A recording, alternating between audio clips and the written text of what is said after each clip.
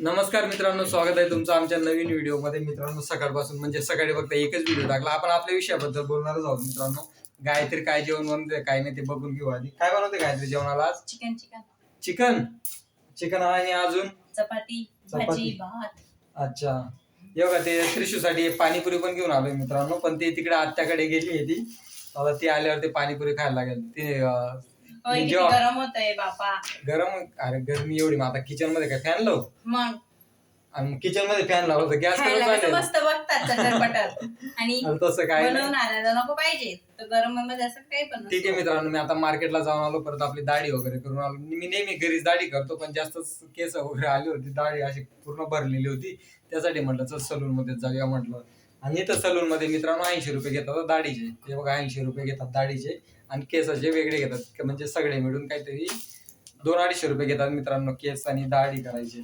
त्याच्यासाठी मी सहसा आपलं घरीच करतो मित्रांनो दाढी. ठीक आहे, तो विषय वेगळा झाला.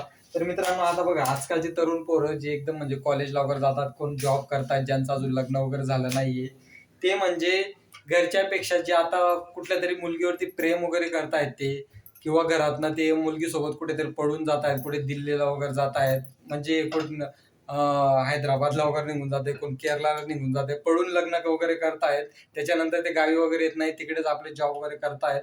मित्रांनो, हे बघा, तुम्ही घरातून वगैरे काय पळू नका. हे बघा, पैसा लाईफमध्ये खूप इम्पॉर्टंट आहे. पैसा खूप इम्पॉर्टंट आहे. तुम्ही मला सांगा, तुम्ही प्रेम करून घरातनं पळून जाणार, किती दिवस जगणार सांगा ना तुम्ही? पैसे ज्या दिवशी संपले त्या दिवशी तुम्हाला घरी यायचंच आहे ना. आज म्हणजे हे बघा, प्रेम वगैरे याच्या नांदी अजिबात लागू नका. स्वतःचा अनुभव सांगतोय. हे बघा, लग्न करून आणलेली आहे, त्याच्यानंतर संसारामध्ये किती खर्च लागतो काही नाही, ते स्वतःचा अनुभव सांगतोय मी. मित्रांनो, हे बघा, 30 आणि 40 हजार रुपये महिन्याचे कुठेच पुरत नाहीये. सिरियसली सांगतोय. म्हणून ना, पैसे कमवण्याकडे लक्ष द्या, आणि आपलं घर कसं चांगलं बनेल, आपले आईवडील कसे सुखी राहतील याकडे आधी लक्ष द्या. या प्रेम वगैरे याच्या भानगडीत अजिबात पडू नका.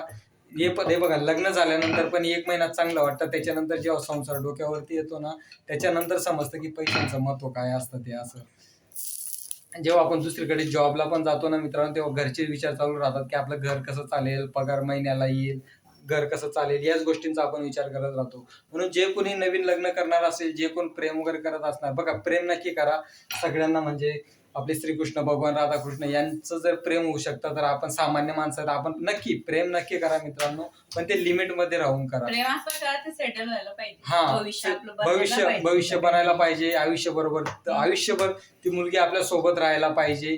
तिला पण आपली परिस्थितीची जाणीव पाहिजे. अशाच मुलीबरोबर लग्न करा मित्रांनो. नाहीतर नुसतं पिझ्झा बर्गर असेल, किंवा तुम्हाला पिक्चर बघायला घेऊन जात असेल, मग इकडे फिरायला जाऊ, तिकडे फिरायला जाऊ, अशा मुलींबरोबर काही प्रेम करू नका मित्रांनो. हे फक्त पैसे खाण्यापुरते असतात. आणि मी सगळ्यांचं काही म्हणत नाही, पण असे आहेत बरेच जण महाराष्ट्रामध्ये आहेत जे की फक्त खाण्यापुरताच प्रेम करतात मित्रांनो. असं काही करू नका. पैसे खूप लाईफ मध्ये इम्पॉर्टंट आहे. मी तुम्हाला सिरियसली सांगतो, लग्न झाल्यानंतर 1-1 रुपयाची पण हिशोब ठेवायला लागतो मित्रांनो. म्हणजे आपण बघा, वडिलांच्या जीवावरती असं वाटतं की आपण हेलिकॉप्टर पण घेऊ आणि एक मोठं बंगला पण बांधू. आपण 3 पोरं राहिली, 4 पोरं राहिले, आई वडिलांना पण बोलतात, हा त्याला मी थोडी सांभाळेल, त्याला मी थोडी सांभाळेल, तिला मी थोडी सांभाळेल, असं बोलतात. आता त्या बायकोला तर आयुष्यभर पोसायला लागतं. ती पळून आलेली असते, ती काही राहणार नाही तुमच्या बरोबर. बोलेल मी नाही काम करत. 100 मधनं सांगतो काय, 0.1% किंवा 1% कुणाचं प्रेम सक्सेस झालं तर झालं. कारण की लाईफ मध्ये बघा, पैसा असेल तर सगळं सुख आहे मित्रांनो. पैसा नाही तर काहीच नाही. तुम्हाला म्हणजे मी बऱ्याच व्हिडिओमध्ये पण सांगत असतो पैशांबद्दल. त्याच्यासाठी पैसे कमवण्याकडे लक्ष द्या मित्रांनो. पैसा नाही ना तर काहीच नाही. नातेवाईक सुद्धा विचारत नाही, माहित आहे का? नातेवाईक सुद्धा, तुम्हाला सिरियस सांगतो, आता नातेवाईक पण ना आपलं घर बघून येतात मित्रांनो. आपलं जर पत्र्याचं झोपड्याचं घर राहिलं ना, नातेवाईक सुद्धा येत नाही, कोण आपल्याला इज्जत सुद्धा देत नाही. तुम्हाला सिरियसली सांगतोय मी. आज म्हणजे नातेवाईकांना तुम्ही फक्त फोन करा की मला अशी मदत पाहिजे, तशी मदत पाहिजे, एक जण सुद्धा तुम्हाला मदत करणार नाही मित्रांनो. त्यासाठी स्वतःच्या कष्टावरती म्हणजे लक्ष केंद्रित करा, स्वतः मेहनत करा, स्वतः एवढा पैसा कमवा मित्रांनो की म्हणजे 4 माणसं सुद्धा आपल्या आजूबाजूला जे असतील ना, ते असे करोडपतीच माणसं फिरायला पाहिजे आपल्या बरोबर. एवढे पैसे कमवा मित्रांनो. नाहीतर ना, उगीच खरोखर सांगू, पैसा खिशामध्ये नाही तर कुणीच आपल्याला इज्जत देत नाही मित्रांनो. म्हणजे आपल्यालाच कधी कधी स्वतःला वाईट वाटतं की अरे यार, माझ्याकडे पैसे नाही, असं तसं.